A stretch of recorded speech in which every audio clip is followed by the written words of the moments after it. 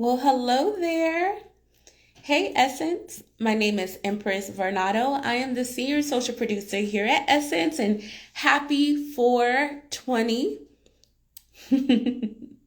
I'm super excited to highlight the fact that the social stigma that once plagued our community around cannabis is going up in smoke, and Black women are at the forefront of leading the industry when it comes to different jobs and opportunities and healing modalities within the cannabis space.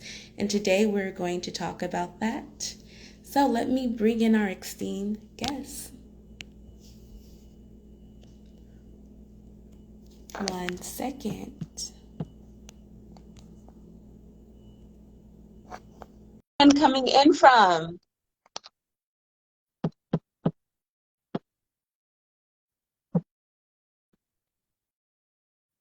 Please make sure you have all of your questions ready for everyone. This will be an exciting conversation. Bringing in our guests. Hello. Pleasure to see you. How are you? Happy 420. Happy 420. Nice to see you. So excited to be here. We're ready to get into this. Such a great conversation and amazing platform to debut this on. Nice. Thank you. Thank you, Dr. Lynn. Hello, Jade. Nice to see you as well. How are you guys doing? Happy 420. Happy 420. Well, I didn't get a chance to introduce you all yet. Had a little bit of internet confusion, you know. Of course. So let me officially introduce our two esteemed guests. Today I'm speaking with is it Sophia or Sophia Lynn? So it's Safia. So Dr. Safia Lynn. Yeah, I'm an integrative emergency medicine and medical cannabis physician, and I practice down here in South Florida and Georgia, and I'm licensed in California as well. Beautiful. Thank you so much. And we also have Jade Powell, who is one of the co-founders of Weed for Black Women. Hi, everyone. Happy 420. Yes, my name is Jade Powell. I am based in Atlanta, Georgia, and I am a founder of Weed for Black Women, like Empress mentioned. We are a community and hub for all things Black women and weed. So I'm excited to be here and participate in this conversation. Awesome. Thank you both. Thank you both so much for the work that you do and for having this convo. So let's kick it off. Today is 420. We see the 420s going up in the comments. What is so special about this day? Like, please tell me about 420 and why is it so big for people who engage in marijuana and cannabis use? Yeah. So I feel like 420 has really just become this beautiful representation of cannabis culture and community. Community is a word that I'm going to be using a lot today because that's what it really is. The, I guess, kind of story that we talk about when we think about the history of 420 is that it started with students at a high school in California who literally were just smoking out on the lawn, consuming together as friends and again as community. And the significance of the number is that they were doing it at 4:20 p.m. like daily. So over time, that number just became like national and global around the world. And now I think today it's become so celebrated because as the years have gone by and cannabis use has become more socially acceptable, people really do see it as a holiday for stoners, people that love cannabis and really appreciate the plant. Thank you for that breakdown. Thank you. So, okay, before we even go into what you all do, can you both give me some intel? What is the difference between THC and CBD? Of course, of course. So we're really all talking about the cannabis plant, right? So you have the genius, the cannabis plant, and derived from that, you have CBD, hemp, and THC. THC has the propensity to make you a little bit more, quote unquote, high, is how they describe it. But really, it's a feeling of euphoria. So it helps to treat more pain management as opposed to CBD, which treats anti-inflammatory properties. So it helps to minimize your inflammation and create more of a homeostasis within your body. So when you equate it to what's going on or what's in your medicine cabinet, I would say think of CBD like your daily vitamin C that you're going to use on a daily basis, on a regimen, maintain a level within your body to help keep your body on track. And think of THC like your Tylenol or your Motrin or your Advil something that you're going to reach for or use for pain, right? Pain is one of the things that it's great for. We also see it used widely for mental disease and illness like PTSD, depression, anxiety, and insomnia. We see it used a lot for nausea and side effects from chemo agents and those natures, but it's also common for epilepsy and different seizures and inflammatory diseases in the body. So it has multifaceted properties that it can be used for. But we like to think of THC for its pain control and CBD for its inflammation control. Thank you for breaking that down. I see someone in there right now and saying, I did not know that information. And I think this is the kind of information that I think, you know, kind of creates a lot of anxiety with a lot of people when it comes to marijuana or cannabis, just not knowing what to choose or what makes sense or what will they get in trouble for or not get in trouble for. So thank you so much for having all of that information. So with that being said, Dr. Lynn, tell me about your journey into becoming, you know, an integrated medicine doctor, and like your journey to cannabis and wellness, and how did we get here? You know, it's a journey, and I'm so glad you described it as that. I had the privilege of graduating from Meharry Medical College several moons ago, and I've been practicing emergency medicine for over 10 years, specifically down here in South Florida. On this journey, the state became legalized for medical cannabis at the end of 2016. And then I started and launched my company, Ask Dr. Lynn, in early 2017.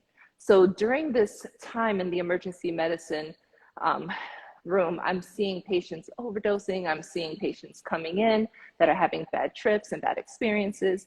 And I'm just wondering, like, why is it you're using? So as I start to get deeper into the conversation, instead of just seeing the patient, treating them and discharging, but spending more time and understanding the purpose and the method behind what they're doing and why they're doing that, it really was based around addiction. You know, they found that they needed more benzos, or they needed higher amounts of narcotic to treat their pain or to manage their disease process. So when we dove into that, it was like, have you ever considered alternative medicine and complementary medicine? So as they learned more about the holistic properties and plant-based medicine of cannabis, we were able to find different ways to incorporate and infuse cannabis into their regimen. One thing I never do is tell patients to immediately stop something that they've been using chronically long-term. Right. We don't want them to have negative side effects or withdrawal side effects, right? So we start by integrating and merging the two. And as they decrease their narcotic use, their benzo use, their anti-epileptics and those things, and start to increase their CBD and THC and hybrid use, we have to find a balance. So we are able to manage their disease process with minimal amount of THC to achieve maximum relief. So that's our entire goal, because A, it's expensive, right? No insurance company covers this. You can't go in and into CVS and into Walmart and say, hey, let me pick up my weed. No, it doesn't work like that. You have to go to a licensed dispensary to obtain your product, and it's really a cash business. There isn't any supplemental or HFSA card that you can use or anything like that. You do have to use your debit card to purchase it. So you can't put it on layaway or on credit either. It has to be your debit card or cash. So it's a cash industry. So it's important to be sensitive to everyone's financial position. But in addition to that, there isn't a formal prescription for cannabis. It's an art, and it's very customized per person. It depends on your time of day that you're awake versus when you're sleeping, what you consume, your body mass index, other medical issues that you may have as we're dealing with certain medications that you might be taking. The one that comes to the top of my mind is anticoagulants. So if you use Coumadin or Xarelto or any of those medications that can thin your blood and are processed through the liver, you want to be sensitive to the time that you're doing your cannabis so you don't have any interactions with that, right? So all of that has to be thought out and well planned in your journey. For some people, they might be better complemented with an edible for longer relief overnight for sleep, as opposed to one of my other patients who will really want to treat their arthritis and rheumatoid arthritis and joint pain. I might use more of a topical for that, right? And then others, we might be dealing with full systemic disease and illness. So we're thinking about maybe incorporating vape or possible flower or tinctures, something that gives you a whole body entourage effect. So there's different ways of delivery methods, and those are specific for what we're trying to cheat and achieve with the people. That is beautiful. So you're combining art and science. You got it. Yep. You got it. Yep. And then you come, then like you're specifically working with each person individually to understand their ailments. You're not doing what I think a lot of Black folks experience in our, medical spaces where they just kind Yeah. of prescribe everything for everyone. They just hear this Yes. one little thing. They're like, take this pill. You're actually getting into just understanding what the different, what each person really needs for themselves and kind of prescribing it like that. That's awesome. Absolutely. You have to, because if it's not customized, it's not going to be effective. True. And if it's not effective, then patients are not going to come back because they're going to immediately be deterred. This ain't working. This $75 CBD ain't hitting. Like, what am I doing? No, we don't want that experience. I don't want that for my people. A, I don't want you wasting money because I don't want to waste money. And Yeah. then B, I want you to understand the value of transitioning from a typical Western pharmaceutical and pill derivative to using more of a plant-based holistic approach to your medicine, and understanding it might not work the very first time. It might take a few weeks to build into your system. And For you're sure. not looking for your typical immediate relief, but you're looking for more of a balance in what you're doing, right? So Yeah. helping them to understand that, and what to look out for, and also potential side effects to be aware of. Those are all things that are my education process with each patient. That's wonderful. So Jade, let's talk about you. So I know you as a social media girly, and now I know you as a Weed for Black Women girly. How did this come about? And tell us more about Weed for Black Women. Yeah. So like Dr. Lynn, it's also been a journey. So I actually come from corporate cannabis. That's actually where I got my start. I remember I was coming out of an ad agency and I was looking for a job in social media specifically. And I remember I was looking on LinkedIn for jobs and came across a wellness company. That's what they called it at the time. And it wasn't until I got my job interview, I was like, oh, y'all selling weed. I see it. Sign me up. Yes.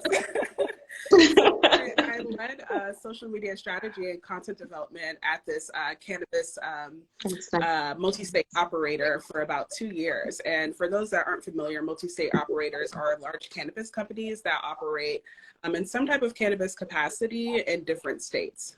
So we were based in Atlanta, but we had operations originally in Florida where we were working with a lot of medical cannabis patients like Dr. Lynn, because Florida is a medical cannabis state. Right. And as a person on the marketing team, I was supporting brand and product development through social media marketing and content delivery. And it was interesting because that was kind of my first way into the cannabis industry, not even realizing that cannabis was an industry. I was just like, oh, this is good to know. Like, now that I'm here, I'm going to use my skill set. And then there is where I just learned so much about product and brands in cannabis and how it differs from state to state, how, even from a consumer standpoint, how consumers view cannabis products and what their, I guess, knowledge and awareness of cannabis use and cannabis products are. And from there, I left that company and continued working in marketing and advertising. And that's where I met my partner. She was working on the brand and product team, leading brand and brand development at the cannabis company we both worked for. And, we kind of came together. We were teammates first, became friends. And then I remember when we both left the company, she was just kind of like, one of the things that we both recognized while working in the industry was that there were so many professionals in cannabis around us, but none of them were really Black or women. And being two Black women in this space with a lot of marketing and advertising knowledge working in cannabis, it really felt like we were in this bubble. So for us, we were recognizing that there was a stigma in our community and there was just a lack of awareness about the power of the plant. And that's something we wanted to amplify. And that's why we created Weed for Black Women. That's wonderful. So tell me about the community. What are you guys creating? What kind of community are you creating and curating for Weed for Black Women? And then the women who are a part of the community, what continues to bring them back? Yeah, so for us, we really wanted to make cannabis use seem really accessible to people. There we go. We knew that in our own personal lives, like we would have our friends that would be like, yeah, girl, I smoke weed, but it's like on the low. Like, no one wants to talk about it. We don't call it weed, we call it cannabis. So it's like no one can talk about it, but we're all using it, right? And understandably so, because because there's this stigma around it because of, you know, historical propaganda.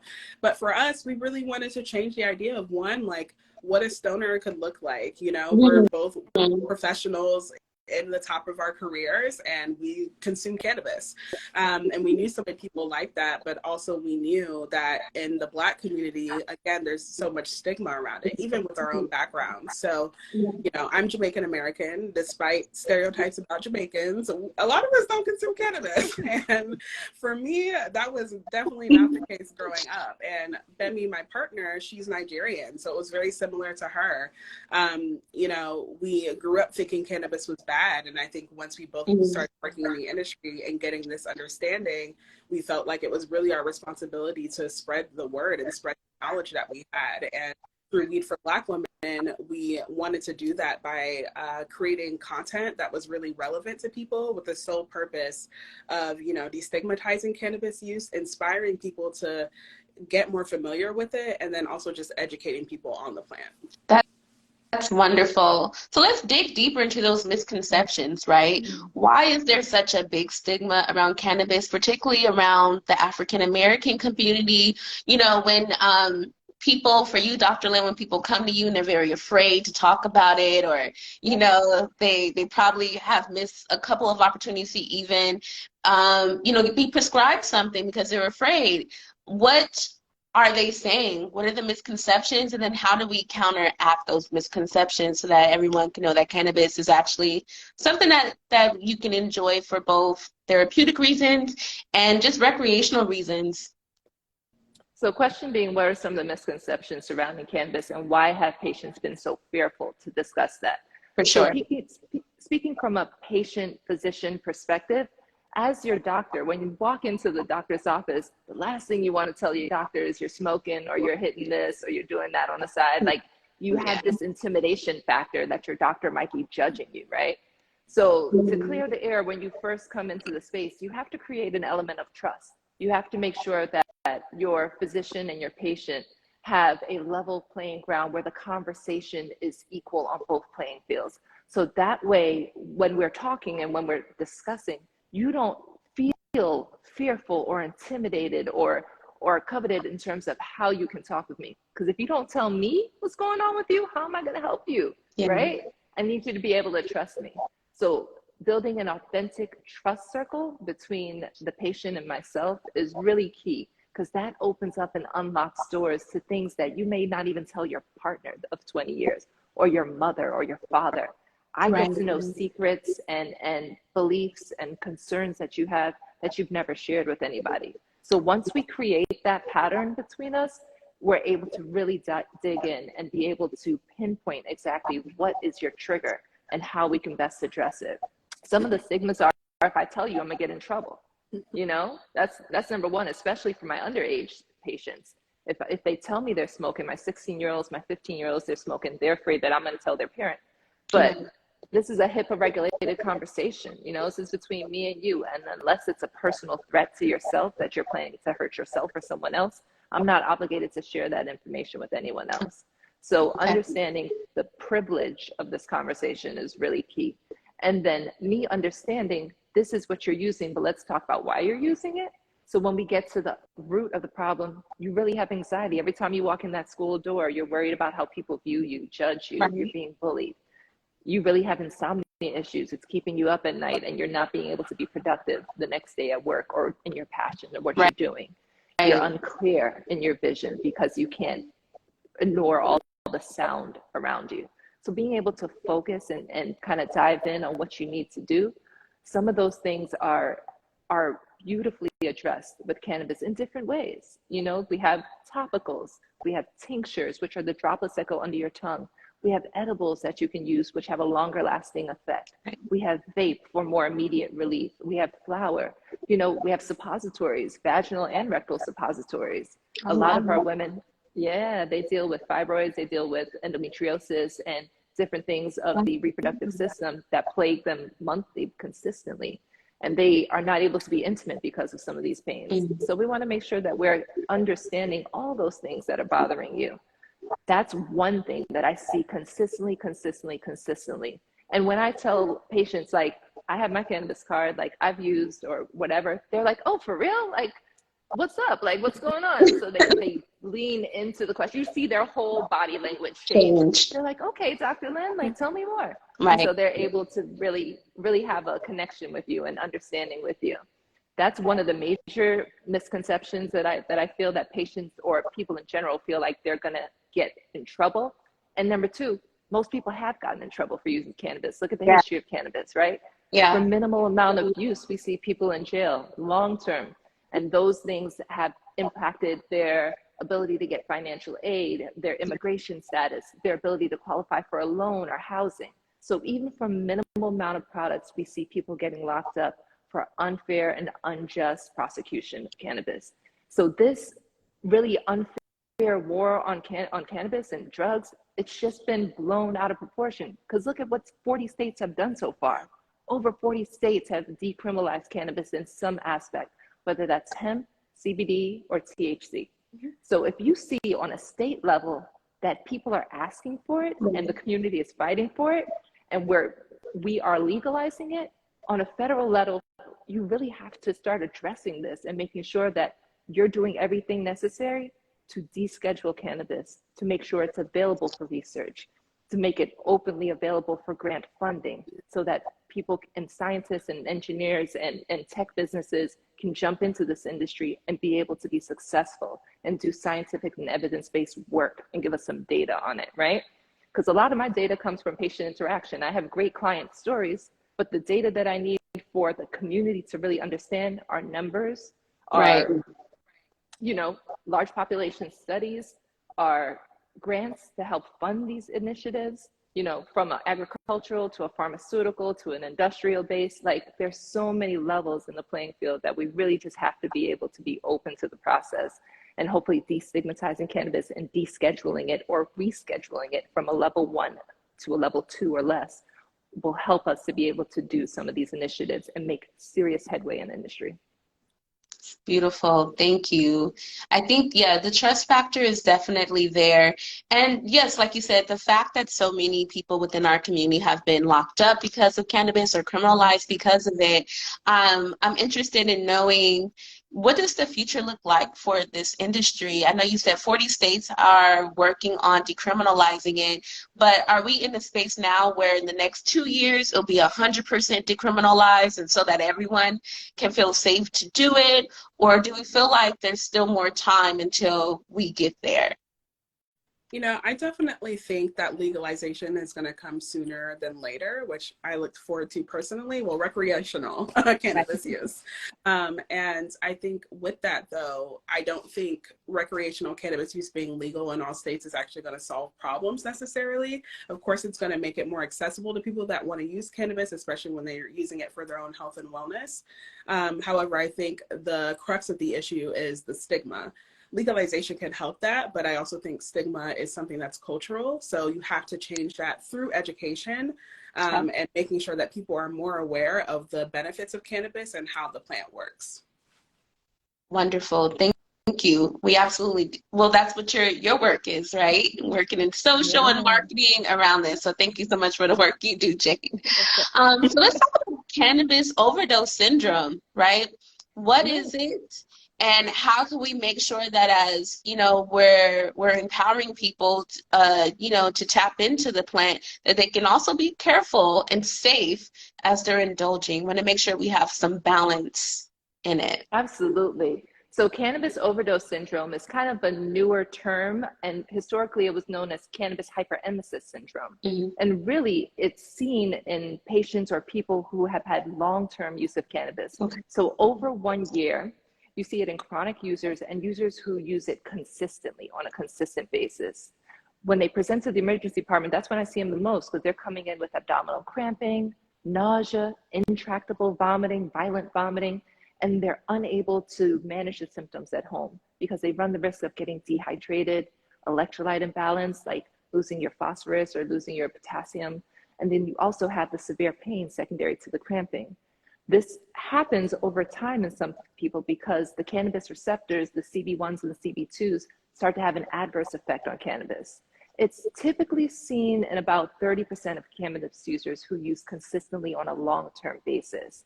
And it also has a genetic component. It just might not agree with you, right? There's some things that just don't work for you. And you have to be aware of your body and your limitations. Mhm. Think about the other things that you're doing in conjunction with cannabis. If there's other medication you're taking, are you using alcohol or tobacco with it as well too? Those all affect the properties of cannabis and the way your body metabolizes these things. So cannabis hyperemesis syndrome is a real thing. It's seen probably about 30% of the time. And you know when you have it. And the best way, the best relief and success in treating it is honestly to stop using cannabis. Okay.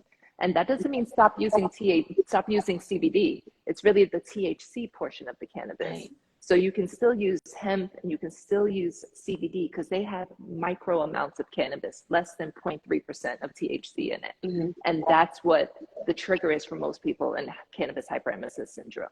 So think about other properties that you can use and other ways to manage your medical health. Consult with your physician like me. We'll get you through the process and navigate it together.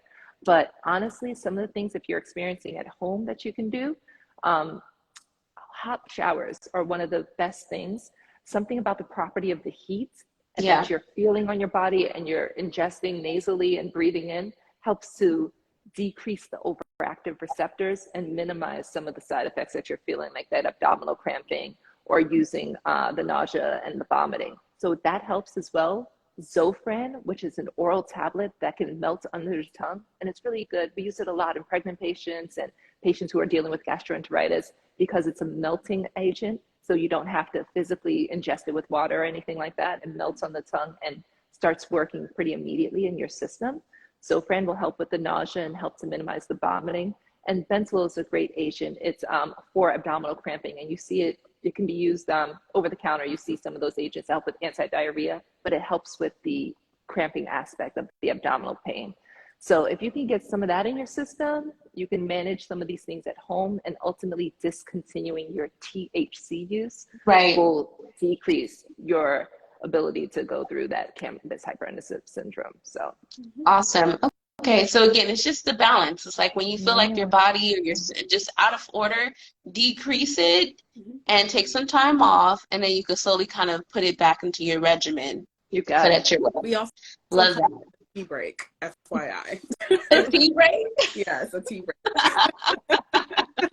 I love that. You know I'm using that, right, Dave? I'm definitely taking that. So, Dr. Lynn, I want to probe a little further into your consultation process. So tell me about your process. Do patients first go to their general doctor and they're being prescribed things that don't feel right with them, and then they come to you and you help them balance it out? And then I guess my second follow-up to that is, tell me some success stories. Oh, awesome.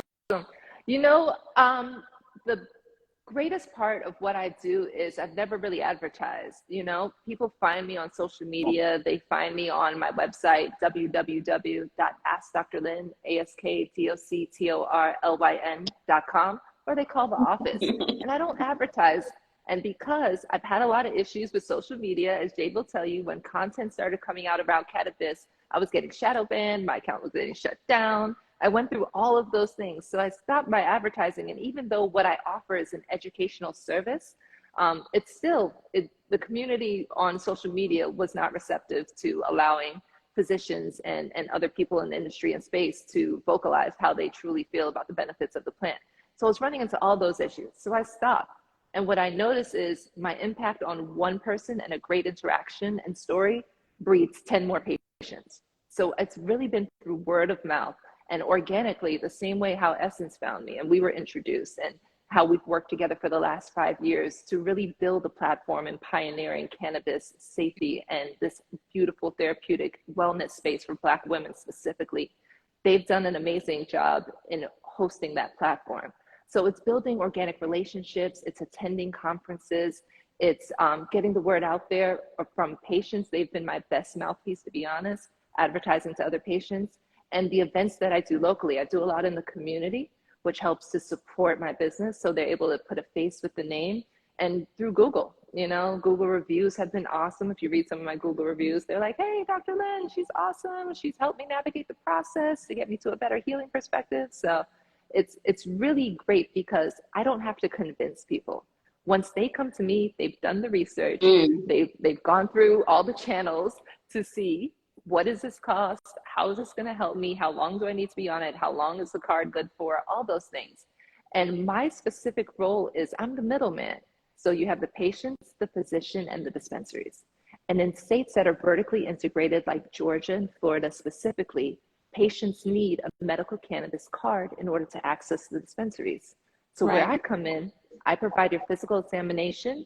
I determine if you're a qualifying candidate based off of your medical condition. Some of the conditions that qualify, which are universal with both states, include things like multiple sclerosis, ALS, HIV/AIDS, epilepsy, glaucoma. We've also seen it used a lot for PTSD. There's several reasons. Chronic pain is one of the most common ones, but 14 specifically that are listed on the medical marijuana registry. And within each of those, there's subsets. So that way, if you don't necessarily have multiple sclerosis, but you have a variant of it, we can still use multiple sclerosis as your diagnosis. And I can provide, scientific research that shows this is similar, this has been treated with cannabis before, and it's been successful in order to get your card approved. So as long as you have a qualifying medical condition, me personally, I see adults only, so 18 or older. Okay. And then in addition to that, you have to be willing, and I say willing because I want patients to understand it's an art form. Well, I can't tell you 2 puffs every 6 hours as needed for stress. I have to work with you, and you have to be open to that process and honor that process, because it's not going to be perfect the very first day you start. Right. So it's a journey, and helping them understand this is not a prescription, but it's a recommendation on how you use cannabis, and we're going to do it safely and solely, so that way we minimize the side effects. Safety, safety, safety is the most important thing for me when I'm discussing this with my patients. But you get approved as a same-day process in the state of Florida, and you can immediately start shopping at the dispensaries once I enter your prescriptions in electronically through the database, and they're available at any of the dispensaries in the state of Florida, all the way from Tallahassee to the Keys. So if you find yourself in Orlando one weekend and you forgot your vape pen, you can head into the dispensary and pick up product there too. So it's a really nice system, and Florida has come a long ways, and this has been a process over the last 6-7 years. So other states like Georgia, who are planning to open their first dispensary at the end of the month, Trulieve will be opening 4 locations at the end of the month. And this, the very, very, very first medical dispensary, they offer things like low THC oil. So they're starting their process. They're very new and very fresh. And hopefully over the next few years, they'll be able to move at a little bit faster rate than other states have, because they can see what has worked, what hasn't worked. And they're very popular in Florida. They dominate the market down here in Florida. So hopefully they can take some of those experiences, and as the states open up their availability, be able to offer that access to patients. So really, it's about getting your Florida or Georgia cannabis card with me and being able to access the dispensaries and customizing prescriptions that are recommended for you individually. That is so exciting. I know Jade is excited because she's in Georgia. All the work she does in Jade. Right? So I see a collab happening, a rollout strategy. There you go. And I see Essence covering it all, right? Right. I'll be there on site doing Woman in the Street. We got it. Trifecta. So, Jade, with that being said, what kind of activations are you all doing? Do you have any events coming up on social media? What kind of information are you actually giving out so that people feel just empowered? Yeah. So we really like to make our content really relatable to our audience as marketers, but also really informative. So one of the things that we really pride ourselves on is the fact that we infuse a lot of pop culture into our content and things that relate to Black culture. So for example, we did an informative piece on terpenes, which are essentially the molecules in cannabis that give them that scent or effects. And I remember we did like the rap girlies as terpenes. So we did like Nicki Minaj and a Queen Latifah, and basically had them represent what these terpenes are. And it's not a traditional way to, you know, showcase cannabis education, but it is something that makes it memorable. So it's easy for people to kind of recognize those terminologies and words and when it comes to cannabis use. And then we really love doing collaborations. So even today we did a collaboration with R29 Unbothered, where we did a video on how to elevate your 420 experience. And we talked about like the fun aspect of, you know, consuming on 420, but also doing it in a responsible manner in a way that is more comfortable to you. Later in the year, we plan on doing events and launching merch. So we're really excited. Nice, nice. So let's talk about the diversity within the industry. So both of you got into the industry kind of because there was a need for more Black women to just be in the industry. We know this is $1 billion industry. We know they're making it very hard for Black entrepreneurs in cannabis to get their license. So tell me about some of the other women in it, Black women in particular, other Black women in the industry who are just doing the thing. And like, why is it important for us to like keep our eyes on this industry, maybe even start moving into it because of, you know, how lucrative it is, but also how important it is, right, for us to reclaim this. Yeah. So like you mentioned, like it's an industry where we have such an opportunity. Like I was actually reading a study from Fortune that said that Black entrepreneurs account for less than 2% of the cannabis industry, which is insane if you think about that. And while that is unfortunate, that means there's a lot of room for opportunity.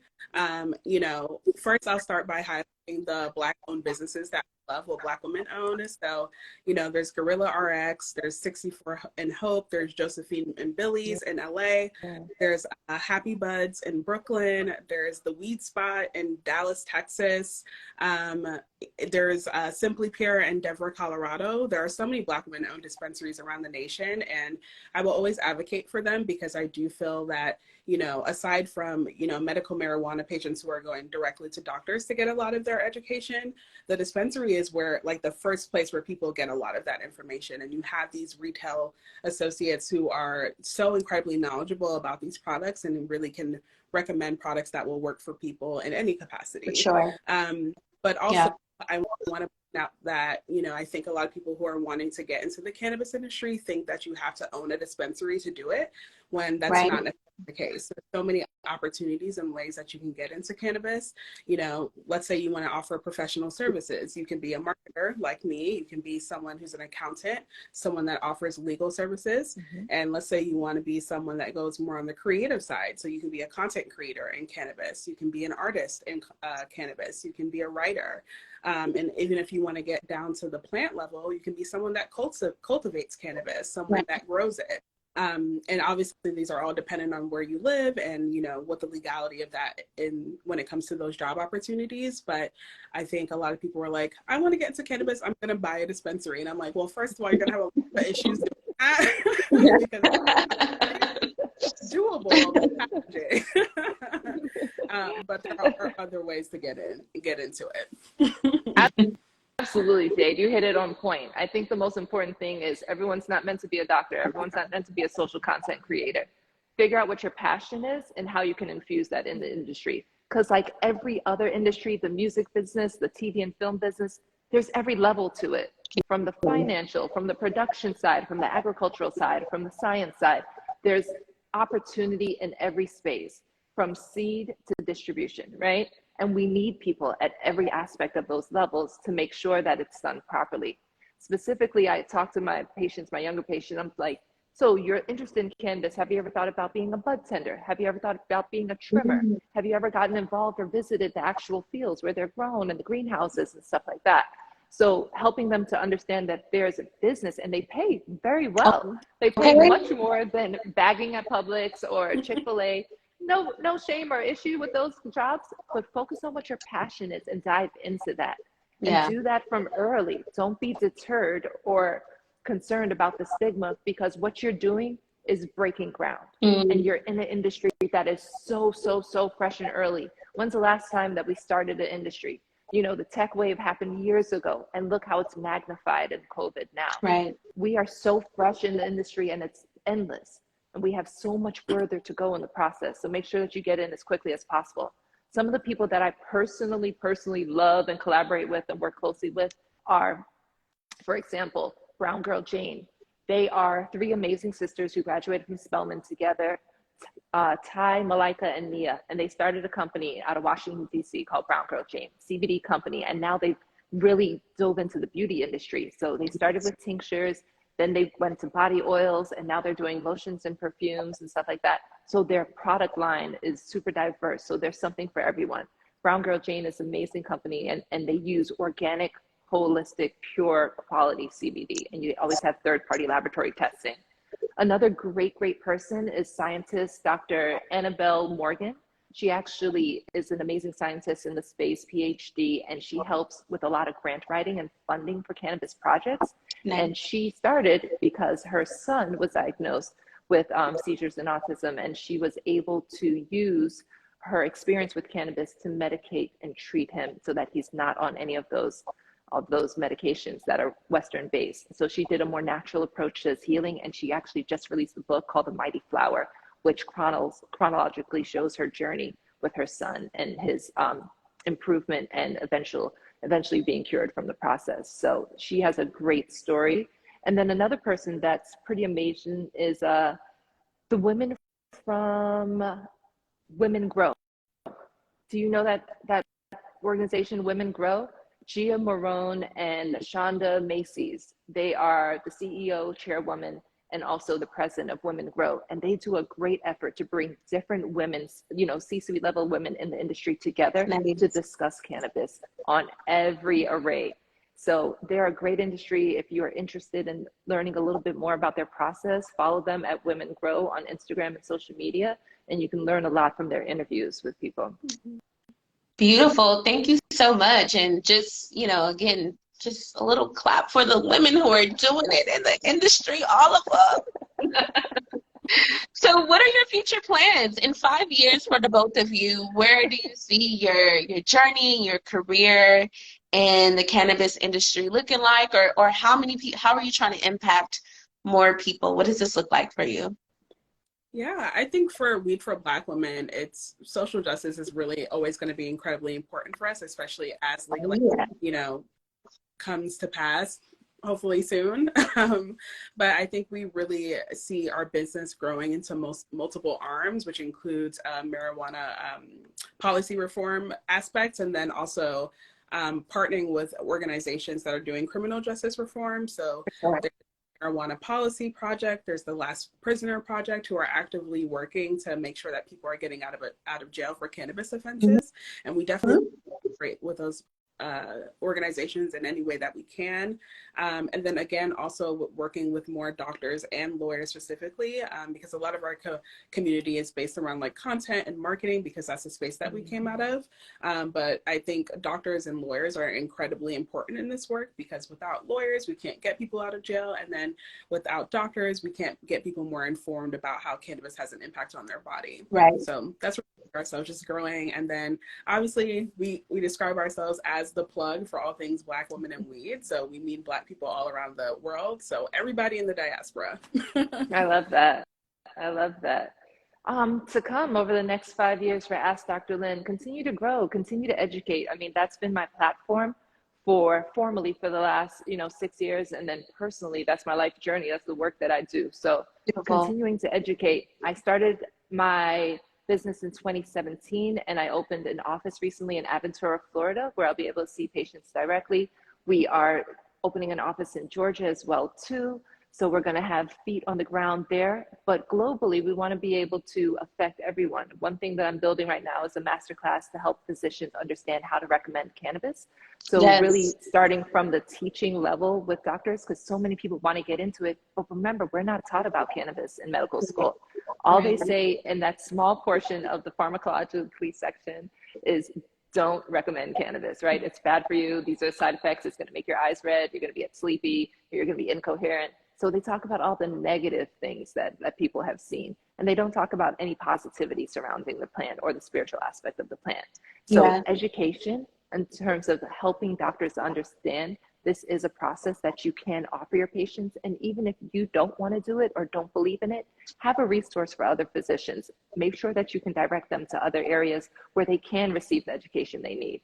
So building out a masterclass for that, hopefully diving more into my medical journalism, which has been a huge passion of mine, and continuing to create amazing content and really flourish in my office and space and be able to affect people nationwide and eventually worldwide on the power and the benefit of the plants, and helping them to understand, like, it's not for everybody, but this is an opportunity for you. And I want you to think of it as a first line choice for your treatment and not a last ulterior treatment, right? Because so often we go through, you have to have already tried benzos, or did you already try Xanax, or how did the Ativan work? You have to go through all of those things before a physician will say to you, have you thought about medical cannabis? Mm-hmm. And I don't want that to be the narrative. I want you to really reorganize and reprioritize your content to think about plant-based medicine as your first level of approach, Right. before kind of getting into Western medicine.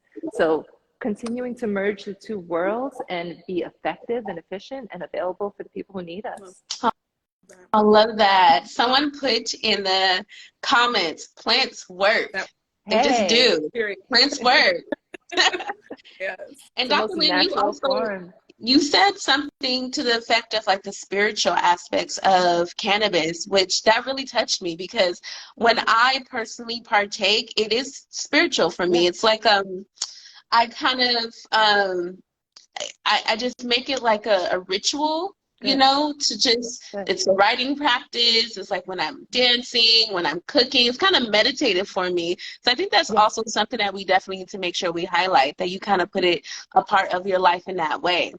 Definitely honoring the space of the plant. So for me, it's more than just medicine. It's a journey that you're going on. Yep. And people don't tap into the spirituality of it. And spiritual is not Catholic, it's not Baptist, it's not Judaism or anything like that. It's really just being one and present and being whole with whoever your higher power is, right? Whatever you use as your form of relief, your form of conversation, your outlet. Using that cannabis as your gateway to be able to connect with your higher spiritual power and be able to be one and present, that also aids in your wellness. That also aids in your healing. And wealth, true wealth, is a combination of physical, mental, spiritual, and financial freedom. And in order to really truly say I'm wealthy in every aspect of my life, all of those aspects have to be sound, right? So we can't ignore the spirituality. You might be feeling good physically. If your mental is not on track, then that's throwing you off. Spiritually, if you're not in the right place, that's going to throw you off, right? Financially, if your bills are still on the counter and they're not paid, you can't be right in any other respect, right? For sure. So money is important for that as well, too, to make sure that we encompass all four cornerstones and be able to have true wealth and freedom in our practice to allow us to do the passions that we want to pursue. Yeah. For sure. And I'll definitely echo that. You know, for me and my own personal cannabis use, I really look at it as something that allows me to be more self-aware. You know, deal with anxiety, general just overthinking, because I'm a Black woman living on this planet, and exactly, you know, it's a thing. Life be lifing, and I think when I consume cannabis, it really allows me to take a moment to just think about, okay, like, why am I anxious? Why am I feeling the things that I do? And then that way, when I come down from my high, I'm able to say, like, okay, this is how I can be more self-aware when I move in my everyday life. Right. And then, you know, I am a creative, and it really does help me just kind of think through my thoughts, my ideas. You know, I'm very open about my cannabis use because it is a part of my process. And I tell people all the time, my best ideas come out of my brain when I'm high. Like, I'm just like, I'm a genius. I be thinking. So for me, like, the plant be knowing. So if anything, it just allows me to elevate myself into the best version of myself. But of course, again, using it responsibly. So, I don't consume THC every single day. I use a lot more CBD predominantly, and then, THC almost like a glass of wine when I feel like it. But, it's something, again, why I love to get all the benefits of the plant and not just abuse it, because I do think that does take away from the spirituality of it. Beautiful. Thank you. All right. So the last question, super fun question. Please describe what emoji you would use to describe how you feel when you're like the positive effects of cannabis. So what emoji would you use to describe the positive effects of cannabis? Emojis can go so many different ways, right? So let's keep it clean. Let's keep it clean. I want to see some emojis go up in these comments. Let me see what everybody's thinking about.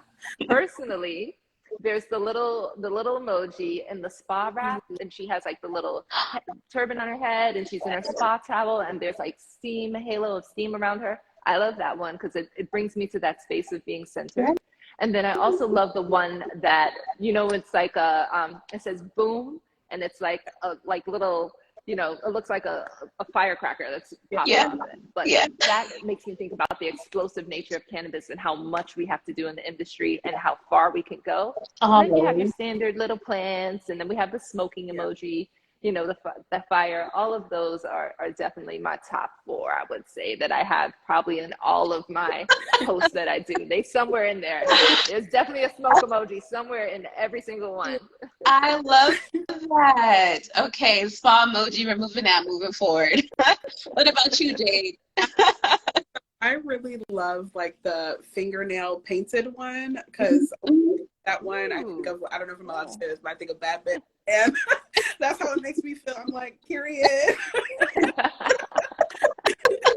And then if not that one, it's definitely the brain emoji, because I think that emoji represents creativity, and that's when I feel my most creative, when I use cannabis. So between those two, cannabis, again, me feel like my most elevated, iconic self. So I love it. Yes.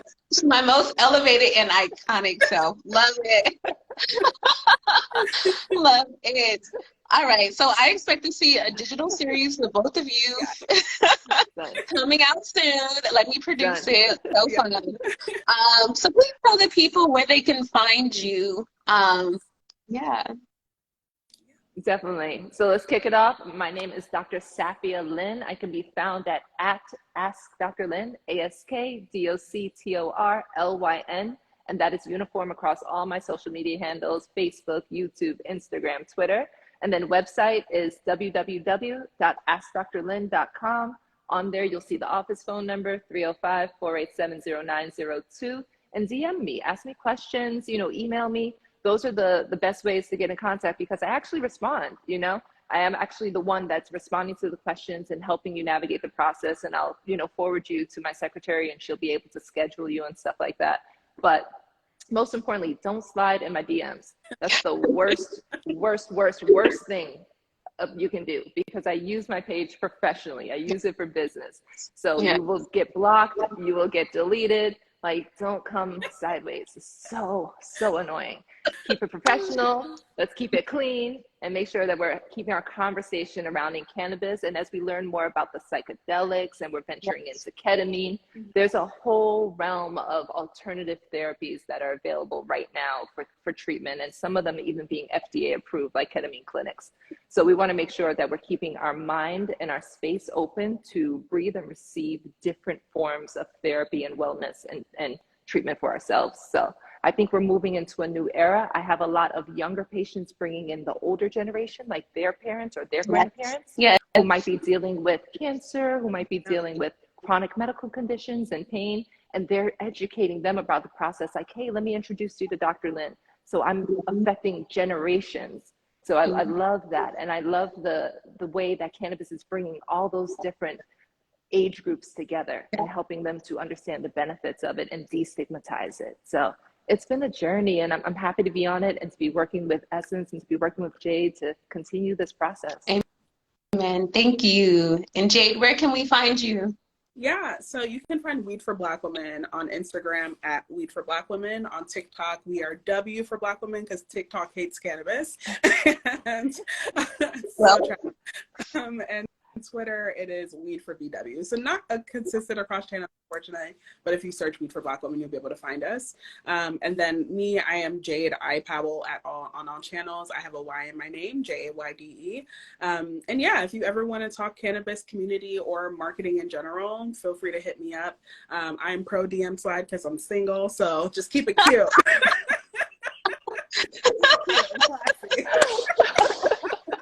Pro DM slide. That's what I'm talking about. She said, slide in, please, please. Shoot your shot. Shoot your shot, Jade.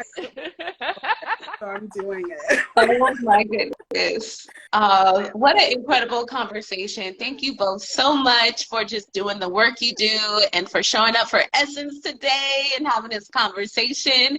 And to the Essies, thank you for showing up. And please make sure you reach out to both Dr. Lynn and Jade / We for Black Women. And everyone, enjoy your 420 because I know I am. Bye.